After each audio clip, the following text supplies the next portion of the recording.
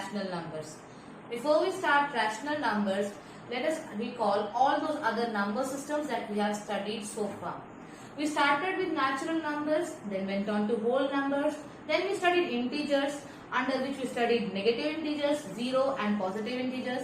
Then we studied fractions, under which we studied proper fractions, improper fractions and mixed fractions.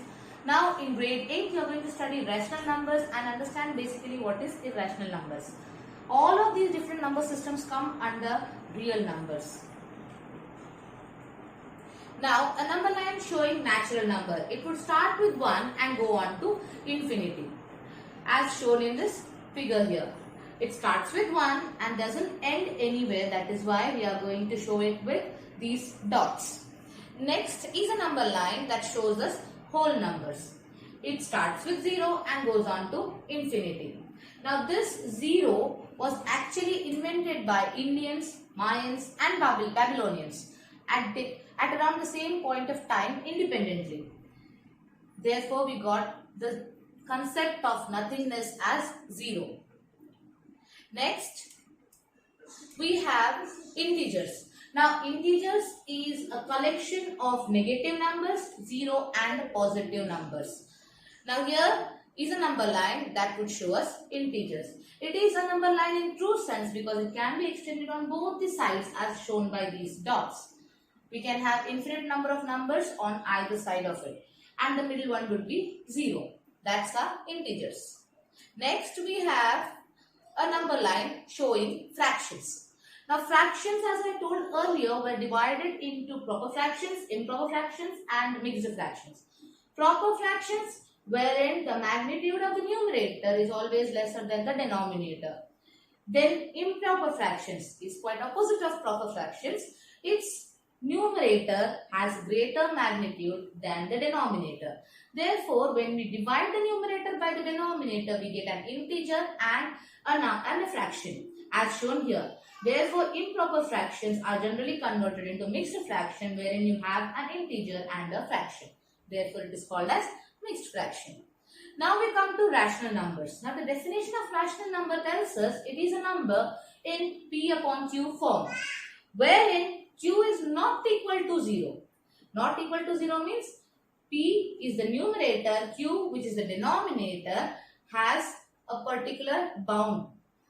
So this Q here should never be 0. Otherwise it would be there will be no difference between fractions and rational numbers.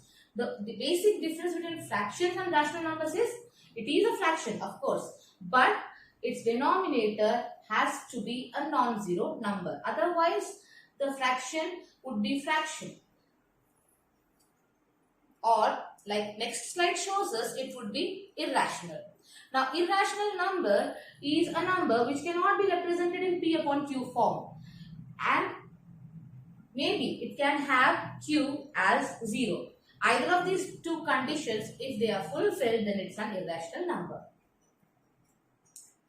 Now we are going to compare and contrast the properties, under which the first property that we are going to study is closure property. Let's see what happens when we perform mathematical operations on different number systems. What is the answer that we get? What is the answer that we arrive on is what tells us the closure property. Now first, natural numbers. Natural numbers, when you add two natural numbers, you always get a natural number. But when you subtract a natural number from a natural number, you may not always get a natural number. This is minus 1, which means it is a negative number. Hence, it's not a natural number. Therefore, closure property is not applicable for natural numbers under subtraction. Multiplication, when you multiply two natural numbers, you always get the natural number. Therefore, it is applied for natural numbers under multiplication. Division, not possible because you are going to get a fraction here. Similarly, for a whole number, when you add two whole numbers, you get a whole number. When you subtract a whole number from a whole number, you may not always get a whole number. Therefore, it is not applicable for whole numbers under subtraction.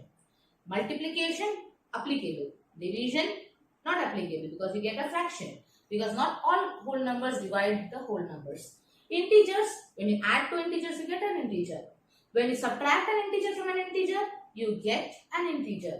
When you multiply two integers, you get an integer. But when you divide an integer by an integer, you get a fraction here. Therefore, it's not an integer.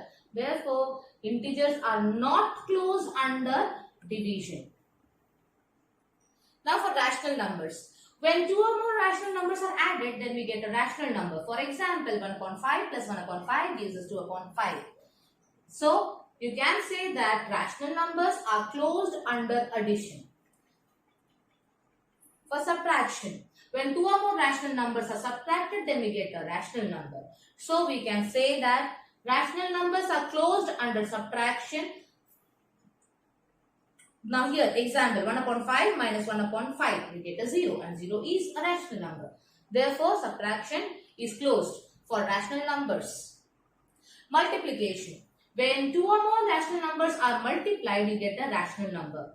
Multiplication gives you another rational number. So, rational numbers are closed under multiplication. Next, division. Now, 1 is a rational number, 0 is a rational number. But when you divide 1 by 0, your denominator, the q, becomes 0. Therefore, it is not always possible for division to be closed for rational number. Next, commutative property. Commutative, movement of one term from its place to the other place and the other one to the first place. Here, if a, b are rational numbers, then commutative law under addition, a plus b equals to b plus a. Commutative law under multiplication, a multiplied by b equals to b multiplied by a. These are the two laws that we are going to see. And let's see if it's applicable for subtraction, multiplication, division and addition. Here, natural number. When you interchange the places, your answer remains the same. But when in subtraction, you interchange the places. 1 minus 2 is not equal to 2 minus 1. Multiplication, it's applicable. Division, it is not applicable. Whole numbers. Addition, applicable. Subtraction, not applicable. Multiplication, it's applicable. Division, not applicable. Integers, addition, applicable. Subtraction, not applicable. Multiplication, again it is applicable, but division, it is not applicable. Rational numbers, addition, applicable. Subtraction, not applicable. Multiplication, it's applicable, and division, it's not applicable. Now let's conclude it. Rational numbers are commutative under addition and multiplication. Like we see in this slide here, the tick marks are only for addition and multiplication. Therefore, we arrive to this conclusion that rational numbers are commutative under addition and multiplication only. It's not applicable for subtraction and division. Now, associative property. Associative property, if a, b, c are rational numbers, then associative law under addition states a plus in bracket b plus c equals to a in bracket a plus b plus c. Associative law under multiplication, a in bracket b multiplied by c equals to in bracket a multiplied by b outside the bracket c. Now, associative property basically deals with the placement of brackets. Here the bracket was with b and c, and in here the bracket is with a and b. We just shifted the bracket from here to here. That is associative property. Same as in multiplication. We multiplied this first and then multiplied the answer with a. But here what we are doing is we are multiplying a and b and then I am multiplying the answer with c. So that is associative law. Movement of bracket. Now, associative property for addition, let us take an example. 1 upon 2 plus 3 upon 2 is in the bracket which is added to 5 by 2. The answer to this bracket is 4 by 2 and 5 by 2 is added to the answer now. You get 9 by 2. Now, if we move the bracket from 1 by 2 to 3 by 2 plus 5 by 2. Now, we add these first and then add the answer to 1 by 2. You get 3 plus 5, 8 and 2 the denominator added to 1 by 2. You get again 9 by 2. Here the LHS and the RHS are both equal. So both are equal. So that's why we can say that associative property is applicable for rational numbers under addition. Now associative property for multiplication. 1 by 2 multiplied by 3 by 2 multiplied by 5 by 2. So first the product of these two, you get 3 by 4 which is multiplied to 5 by 2. So 3 5s are 15, 4 2s are 8, you get 15 by 8 as your final answer. Now you move the bracket from 1 by 2 to 3 by 2, 1 by 2 into 3 by 2 to 3 by 2 into 5 by 2. So first we multiply this and then the product is multiplied with this. So 3 5s are 15, 2 2s are 4, multiplied with 1 by 2 here. So 15 ones are 15, 2 4s are 8, your answer is 15 by 8. Here you got 15 by 8 already and here again you are getting that same answer. So associative property is applicable for rational numbers under multiplication. Now therefore we come to this conclusion, rational numbers are associative under addition and multiplication. Now certain important facts. 0 is the additive identity for rational number. 0 is additive identity. The term additive identity means the number remains the same. The identity of the number is not lost when you add 0 to it. That is why 0 is called additive identity. Next, additive inverse. Now this term additive inverse means positive number converts into negative number and negative number turns to positive number. The opposites in terms of sign is additive inverse of that particular number. Next, 1 is the multiplicative identity for rational numbers. Now 1 is multiplicative identity means whenever you multiply a number with 1, the actual identity of that number is not changed. Therefore, 1 is called the multiplicative identity for rational numbers. Now, multiplicative inverse. Just as additive inverse, we change the signs. In multiplicative inverse, we change the position of the numerator and denominator. In multiplicative inverse, we change the numerator into denominator and the denominator into numerator. It's nothing but basically the reciprocal of that number. Distributive property. For all numbers p, q and r, p in bracket q plus r equals to p multiplied by q plus p multiplied by r, and p in bracket q minus r equals to p multiplied by q minus p multiplied by r.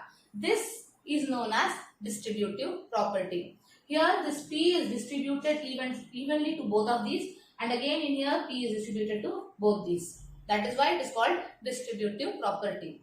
First one was called distributive property and over addition. Second one, distributive property of multiplication over subtraction. Here it is added. That is why addition. Here it is subtracted. Therefore subtraction.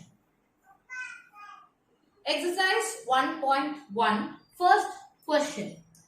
Using appropriate properties, find minus 2 by 3 multiplied by 3 by 5 plus 5 by 2 minus 3 by 5 multiplied by 1 by 6. Now we have 5 different terms here. But instead of seeing it as 5